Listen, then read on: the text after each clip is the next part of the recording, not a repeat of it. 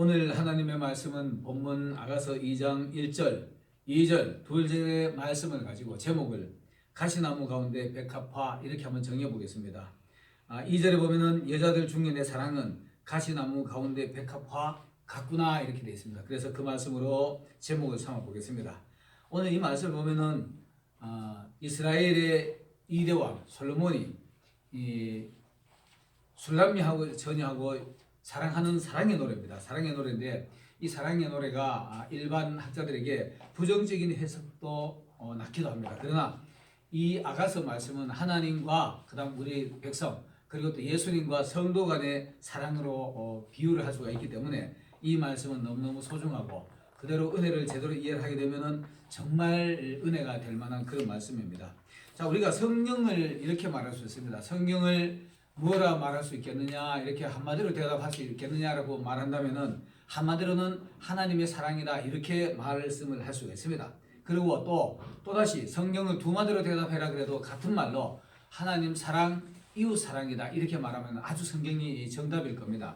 물론 이제 여러 가지로 말할 수도 있지만은 오늘 제가 묻는 질문에는 하나님 사랑, 이웃 사랑 이렇게 말하면 아주 적당한 대답이 될 것입니다.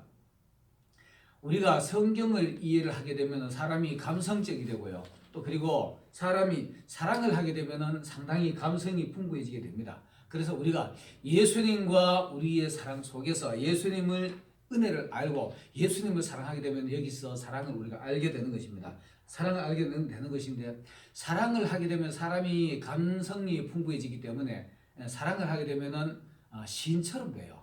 무슨 편지를 써도 시인처럼 멋있게 쓰게 되고 또 무슨 말을 해도 좀 멋있는 말을 할 수가 있게 되고 이렇게 됩니다. 그래서 오늘 이 솔로몬이가 술람미를 사랑한 그 사랑의 노래를 쓴 것이 오늘 바로 이 아가서의 노래가 된 겁니다. 아가서란 말은 아름다운 노래라는 뜻입니다. 그래서 오늘 1절에 보면 이렇게 되어 있습니다. 나는 샤론의 수선화요 골짜기의 백합화로다 이렇게 말합니다. 자기 스스로가 두 가지를 소개를 합니다. 솔로몬이 말하기를 나는 샤론의 수선화요 골짜기의 백합화로다. 이 말의 의미가 상당히 깊습니다. 깊은데 이 말이 무슨 말이냐 하면은 샤론이라는 지역 이름입니다. 이스라엘의 그 당시의 지명인데 지역의 이름인데 옛날에는 아주 척박한 땅이었어요. 척박한 땅이었지만은 솔로몬이가 왕이 되었을 시대는 상당히 비옥한 땅이었습니다. 엄청나게 비옥한 땅이었는데 뭐든지 갖다 씌우면은 소출이 많이 나는 이런 지역이었습니다. 그래서 비옥한 지역이다 이렇게 이해하면 돼요. 근데 솔로몬 자기 스스로가 나는 샤론의 수선화다. 수선화라는 얘기는 왕의 꽃이라 이렇게 말합니다. 왕의 꽃이라 그러는데 꽃말은 이렇습니다. 수선화의 꽃말은 자아도취, 가르침, 그 다음에는 또 자애로움, 그 다음에 자만, 고결함, 그리고 또 알림 이런 뜻이 있습니다. 이 솔로몬만큼 자존심이 대단한 사람이 누가 있겠습니까? 자기 스스로가 나는 이렇게 대단하사 왕이라다. 샤론의 수선하다 이 말을 직역을 하게 되면은 나는 왕궁의 왕이다 이렇게 말하는 것과 같습니다. 왕궁만큼 비옥한 곳이 어디 있을까요? 왕궁만큼 풍부한 곳이 어디 있겠습니까? 그래서 그 비유를 샤론의 수선하다 이렇게 말하는 겁니다. 그래서 자기 스스로가 나는 왕궁의 왕이다 라는 것을 이렇게 표현을 합니다. 그리고 또 이어서 골짜기의 백합화로구나 이렇게 말을 하는데 내가 왕궁의 왕이지만 이 골짜기는 첩첩산중을 얘기하는 겁니다. 첩첩산중에 농사할 수도 없는 곳, 풀만 우거져 있는 곳을 골짜기라 이렇게 말합니다. 거기에 백합화다. 우리 한번 산 속에 들어가서 아주 사람도 인적도 드문 곳에 사람도 다니지 않는 곳에 백합화 하나 피어 있다고 한번 생각해 보세요. 그 백합화가 무지하게 아름다울 겁니다. 엄청나게 아름다울 것입니다. 근데 자기 스스로가 샤론의 수선화라고 말했지만은 또 이어서 골짜기의 백합화다. 이 말은 무슨 뜻이냐면은 내가 왕궁의 왕이지만은 술람미를 만나기 위해서 평민의 옷을 입고 왕복을 벗어버리고 사람처럼 평상복을 입고 술람미를 만나기 위해서 세상에 나온 것을 얘기하는 겁니다. 그 의미를 이렇게 표현합니다. 나는 왕궁의 왕이지만은 내 사랑하는 여인 술람미를 만나기 위해서 가시나무 가운데 풀과 풀만 우거지는 이런 곳에 내가 술람미를 만나기 위해서 왕복을 벗어던지고 나왔다. 이 말이 어떻게 우리가 이해가 되느냐 하면은 솔로몬이가 왕복을 입고 술람미 앞에 나타나면 술람미가 고개를 못 듭니다. 감히 왕 앞에 아무라도 고기를 들 수가 없지요. 의가가 오게 되면 거기는 비소가들이 따라오게 되고 또 앞에 이방들이 따라와가지고 사람들이 그 앞에 모색에 길을 비키라고 얘기를 합니다. 그래서 솔로몬이가 왕복을 입고 나오면은 술람미를 만날 수 있는 방법이 없어요. 그리고 또 술람미가 감히 그 앞에 설 수도 있는 입장입니다. 너무나 평민이기 때문에 그런 상황이 되는데 우리가 아마 사극을 보면 이런 걸 아마 이해가 될 겁니다. 그래서 솔로몬이가 술람미하고 정말 인간 대 인간으로서 만나기 위해서 평상복을 입고 술람미 앞에 나타난 거예요. 그런데 그러기 때문에 술람미가 처음에는 그 솔로몬을 왕으로 못 알아보고 그냥 괜찮은 청년으로만 알아봤던 겁니다.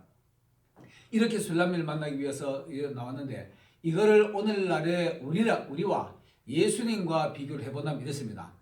천국만큼 풍성한 곳이 어디 있을까요? 천국보다가 더 풍성한 곳은 아마 없을 겁니다. 그러니까 예수님이 스스로 말씀을 하신다고 보면은 나는 천상의 하나님의 아들 예수 그리스도라는 것을 말하는 겁니다. 사론의 수선화. 수선화는 예수님만큼 더 고결하고 더 자존감이 강한 분이 누가 있겠습니까? 그런 사람은 아마도 없습니다. 이 땅에는 있을 수가 없습니다. 그거를 비유를 한 겁니다. 비유를 한 거고 그 다음에는 또 예수님이 이 골짜기의 백합화로다 이 말은 천상의 하나님의 아들로서 신으로서 있으면은 그 신으로서 이 땅에 오면 그 앞에 설 사람은 아무도 없습니다. 그 앞에서는 우리는 직사하게 돼 있어요. 죽게 돼 있어요. 그렇기 때문에 사람의 옷을 입고 내가 이 땅에 왔다라는 것을 주장하는 겁니다. 이렇게 말하는 건데 예수님이 오늘 사람의 옷을 입고 우리 앞에 왔기 때문에 육신의 옷을 입고 왔기 때문에 우리가 그분을 만날 수 있고 그분을 만진 바가 되고 그분과 대화할 수 있는 겁니다. 그렇지 않고 신으로 이 땅에 오면 아무도 그 앞에 설 수 있는 죄인으로서는 설 수 있는 방법이 전혀 없습니다. 이것을 1절에서 이렇게 말합니다. 나는 사론의 수선화요 골짜기의 백합화로구나. 이 말을 솔로몬과 예수님과 이렇게 대비해 볼 수가 있습니다. 그리고 이어서 2절에 보면은 여자들 중에 내 사랑은 가시나무 가운데 백합화 같구나 이렇게 말합니다. 여자들 가운데 내 사랑. 여자들 가운데 수많은 이스라엘 백성 중에 내 사랑을 받을 수 있는 조건을 가진 여인은 가시나무 가운데서 꽃을 피운 백합이 아니고 백합화라고 얘기했습니다. 그래서 꽃을 피어내고만은 이런 사람이 과연 내 사랑을 받을 자격이 있다라고 솔로몬이가 얘기를 하는 겁니다. 그것을 술람미가 그거를 조건을 갖췄다라고 얘기를 하는 겁니다. 그리고 술람미가 너는 충분히 사랑을 받을 요건이 된다라고 솔로몬이가 술람미를 보고 얘기를 하는 겁니다. 오늘 우리가 이런 말씀을 들을 수 있다면은 예수님을 기다리는 마음, 학수고대하는 마음, 이런 마음이 있어야 됩니다. 그래야만 예수님이 너는 나를 만날 자격이 있다. 세상 속에서 수많은 숲을 가운데서 가시 가운데서 도도하게 향기를 내며 피어있는 백합화, 이 백합화가 내가 눈여겨보고 있다는 것을 예수님이 말씀을 해주고 있는 겁니다. 이런 성도들이 되시기를 예수님 이름으로 축원합니다. 자, 이렇게 우리가 그런 요건을 갖춰야 되는데 이런 요건을 갖추려고 그러면은 이 백합화의 우리가 성장 과정을 살펴볼 수가 있어야 됩니다. 씨 뿌리는 자의 비유를 여러분이 아시죠? 마태복음 13장에 보면은 뿌리는 자가 뿌리러 나아가세 더러는 길가에 떨어짐에 새들이 와서 주워 먹어버렸고 더러는 가시 떨기에 떨어짐에 가시가 기운이 막아서 꽃을 피기도 전에 세상 재리에 막혀 죽어버렸고 때로는 돌 뿌리에 떨어지는 씨는 뿌리를 내지만은 태양이 빛이 나니까 그 뿌리가 말라서 타서 죽어버렸고 옥토밭에 뿌린 씨앗이 100배의 결실을 한다라고 말하고 있습니다. 그러나 오늘 여기는 여러분 잘 보세요. 오늘 이 말씀에 보면은 가시나무 가운데 백합화 이렇게 말합니다. 예수님이 말씀하실 때는 가시나무의 떨기에 떨어진 씨앗은 세상 재리에 막혀가지고 그 기운에 막혀가지고 결국은 죽어버렸는데 오늘 여기 가시나무 가운데 백합화는 그 기운을 그 어려운 난관을 뚫고 나와서 백합화라고 얘기했습니다. 꽃을 피고 말았다는 것을 강조하고 있습니다. 이것을 얘기하기 때문에 우리가 신앙생활을 하면서 우리가 이런 과정을 경험을 해야만이 꽃을 피워낼 수 있고 예수님의 사랑을 받을 수 있는 요건을 갖게 되는 겁니다. 자, 여러분 우리가 백합화씨가 가시떨기 속에 하나 떨어졌습니다. 그리고 그 백합화가 가시떨기 속에 떨어지고 잎을 냅니다. 움이 터가지고 올라오지만은 햇빛을 못 보면은 어떻게 햇빛의 영향이 대단하기 때문에 살아날 수 있는 방법이 없어요. 방법이 없는데 햇빛 여러분 아마 시골에서 살아보신 분들은 아마 아시겠지만 가시나무 우거진 숲 속에 그 밑에 풀은 자랄 수가 없습니다. 자랄 수가 없을 뿐 아니라 올라오더라도 그냥 노랗게 가지고 기운이 없어요. 영 힘이 없어요. 그런데 이 백합화는 그 가시를 뚫고 올라오고 말았습니다. 뚫고 올라오는 과정을 보면 이렇습니다. 5m 가지고 싹을 냈을 뿐만이 아니라 가시를 뚫고 올라오는 과정을 보면은 가시를 뚫고 올라오는 그 과정에서 수없이 찢어지고 수없이 상처가 납니다. 왜 그러냐? 세상은 바람 부는 세상이라 가시들이 움직이기 시작합니다. 가시들이 움직이면은 백합화 줄기들이 상처가 나게 돼 있어요. 상처가 나게 돼 있으면 이때도 백합화 줄기는 연한 줄기는 그렇게 찔리면서도 향기를 냅니다. 백합화 줄기는 찢어지면은 백합화 여러분 아시지만 줄기에도 향기가 나고 꽃에도 향기가 진하게 나지요. 그래가지고 찢어지면서 그래도 참고 올라옵니다. 참고 올라오는 이유가 햇빛을 보고야 말이라. 우리가 세상 속에 살면서 이런 신앙력을 가져야 됩니다. 술람미가 그랬습니다. 술람미가 자기 오라버니한테 자기 집안에서도 못났다고 따돌림을 당해가지고 너는 세상에 나오지도 말고 포도밭을 지켜라 이렇게 포도밭을 지키는 사람이 됐습니다. 그 포도밭을 지키면서 얼마나 햇빛이 걸리는지 얼굴이 검다 이렇게 말합니다. 자기 스스로가 자증하기를 내가 햇빛에 걸려 검은띠도 하더라도 나를 눈 흘겨보지 마라. 그 이유는 나는 솔로몬과 같은 그런 멋있는 신랑 만나기 위해서 아무도 다른 남자도 눈길도 주지 않고 나는 이 포도밭에서 열심히 일만 하고 있었다. 이걸 강조하고 있는 겁니다. 그러다가 그 밭이 누구의 밭이냐 하면 솔로몬의 포도원입니다. 그 솔로몬이 여러분 이 솔로몬의 포도원이 교회입니다. 이 교회에서 열심히 봉사하고 일하는 사람이 예수님이 와주고 내 포도밭을 구경하러 오는 겁니다. 이 솔로몬이가 포도밭에 포도가 소출이 잘 되나 그 소작견들은 포도 관리를 잘하고 있나 보러 왔다가 만나는 게 술람입니다. 그 솔로몬이가 거기 올 때는 평상복을 입고 와요. 그래가지고 만나서 둘이서 그 대화를 하다가 염분이 나와주고 정이 드는 그런 과정까지 가는 겁니다. 오늘날 예수님도 시선은 예수님의 관심은 세상에 있지 않습니다. 세상에 있는 것이 아니라 온통 예수님의 관심은 교회에만 있는 겁니다. 내 교회, 내가 맡겨놓은 이 순복음 갈멜산 교회 여기 가서 우리 정지현 목사님이 잘 관리하고 있나 성도들이 신앙생활 잘하고 있나 봉사를 잘하고 있나 이거를 보러 오시는 겁니다. 그 보고 오셨을 때 그때 보니까 성도들 속에서 신앙인들 안에서 돈도 없고 가진 것도 없고 배운 것도 없고 전부 다 못난 사람 술람이처럼 지지리도 못난 사람이 부엌에 가지고 봉사하고 화장실 청소하고 이렇게 할 때 남들이 알아주지도 않아요. 성도들도 알아주지도 않습니다. 그것을 예수님이 보는 겁니다. 술람이가 그걸 봤어요. 가시나무 가운데 백합화가 가시도 화려하고 온갖 잡풀들도 화려하지만은 거기에서 노란 줄기 하나 정말 연한 줄기 하나가 가시를 뚫고 올라오면서 찔리고 상처나 받으면서도 뚫고 올라오는 그 백합화를 보면서 예수님이 가슴 아프게 보면서 그것이 올라오기를 보고 있는 겁니다. 이렇게 성장을 하는 성도들이 예수님을 만날 수 있는 요건을 갖출 수 있다고 우리가 볼 수 있는 겁니다. 자, 그리고 이제 자라고 나면은 꽃을 피워내야 됩니다. 이 백합화가 그냥 뚫고 올라와주고 가시를 뚫고 올라왔습니다. 그렇게 상처를 받고 찢어지면서도 가시를 뚫고 올라오면 여러분들 금방도 얘기했지만은 햇빛의 영향이 대단합니다. 가시 덩굴 밑에 있을 때는 노란 줄기였지만 햇빛을 받고 나면은 그 다음 건강하게 싱그럽게 녹색으로 싱싱하게 자라기 시작합니다. 그러면은 그때서는 이제 영향을 받으면서 진짜 하나님을 찬양을 하지요. 이 가시가 이 백합화가 가시를 뚫고 올라가는 그 희열에 하나님을 찬양하는 겁니다. 우리 하나님 최고. 야, 빛이 너무나 밝구나. 예수님의 이 빛을 여러분들이 받으시길 바라겠습니다. 이 빛을 받으면서 찬양을 하는 것이 바로 술람미의 모습입니다. 술람미가 어느 날 솔로몬을 알아봤을 때 와, 솔로몬 왕이 내 앞에 왔구나. 그리고 왕이 나에게 관심을 주고 있구나. 이 광경을 보았을 때 술람미의 마음에는 감격했을 겁니다. 그리고 솔로몬 과연 솔로몬이었구나 하고 칭찬하고 자랑하고 찬양하기 시작했을 겁니다.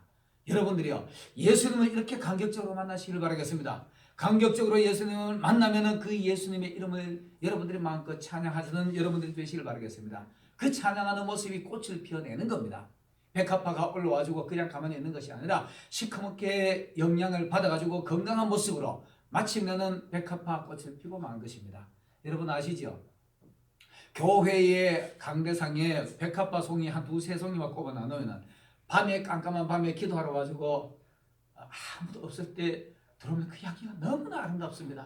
너무나도 진합니다. 이런 성도의 모습이 감동스럽습니다. 아무도 알아주지 않아도 혼자서 묵묵히 봉사하는 성도의 모습이 아름다운 겁니다. 거기에 예수님의 마음이 있는 겁니다. 예수님의 마음이 감격을 하는 겁니다. 그리고 꽃을 피워내고 마는 겁니다. 얼굴이 항상 남들은 알아주지 않아도 웃는 얼굴, 이것이 피어난 꽃입니다. 아무리 고통 속에 있을지라도 예수님을 바라보면서 웃기 바라겠습니다. 기뻐하고 감사하고 기도하고, 이런 성도의 모습이 예수님이 감격하는 겁니다. 여러분, 우리가 꽃을 피웠다고 해서 완성된 것이 아니고요, 꽃을 피웠을 때도 세상은 바람이 불어요. 꽃을 피웠을 때도 세상은 바람이 불어가지고 그 가시들이 꽃도 상처를 냅니다. 웃는 얼굴에도 질타를 하고 웃는 얼굴에도 흉을 보고 험담을 하고 이렇게 합니다. 그럴 때도 그 꽃은 상처가 난 꽃이 찢어질지라도 백합화는 꽃이 찢어지면 향기가 더 진하게 발산한다, 이렇게 말합니다. 예를 들면 밤에는 아무도 없을 때 바람 쪽 방향 쪽에 있으면 약 한 2km까지 그 향기가 느낄 수 있다라고 얘기를 합니다. 얼마나 대단한 향기입니까? 이렇게 진한 향기를 뿜을 수 있는 향기, 꽃을 찢을 때도 얼굴을 찡그리지 않고 향기를 내는 것이 백합화입니다. 여러분, 신앙생활하면서 고난당하는 거 인내로 참아내시고 예수님의 향기를 내시길 바라겠습니다. 이것이 바로 백합화 꽃의 사명입니다. 오늘날 예수 믿는 성도들의 사명입니다. 아무리 고난당하고 교회에 와서 핍박을 당하고 어려움을 당하더라도 알아주는 사람 없더라도 웃는 모습으로 예수님만 바라보고 예수님의 향기를 내시기를 예수님 이름으로 축원합니다. 이제 이렇게 꽃을 피고 나면은 이제 마지막으로는 가장 아름다운 향기를 내는 건데, 이 향기를 여러분들이 끝까지 내셔가지고 하나님 앞에 칭찬받는 여러분이 되어야 될 것인데, 시편 119편 71절에 보면은 고난당하는 것이 위기라. 이로 인하여 내가 주의 율례를 배우게 되었나이다. 고난당하는 사람이 예수님의 사랑을 알게 되는 겁니다. 고난당하는 사람이 예수님의 고난을 이해하게 되는 겁니다. 고난당하는 사람이 예수님의 말씀을 깨달을 수 있는 겁니다. 고난당하지 않는 사람은 하나님의 뜻을 제대로 이해한다는 말은 어불성설입니다. 여러분, 고난당하면서 이 고난을 통해서 예수님의 사랑을 깨닫는 여러분들이 되시길 바라겠습니다.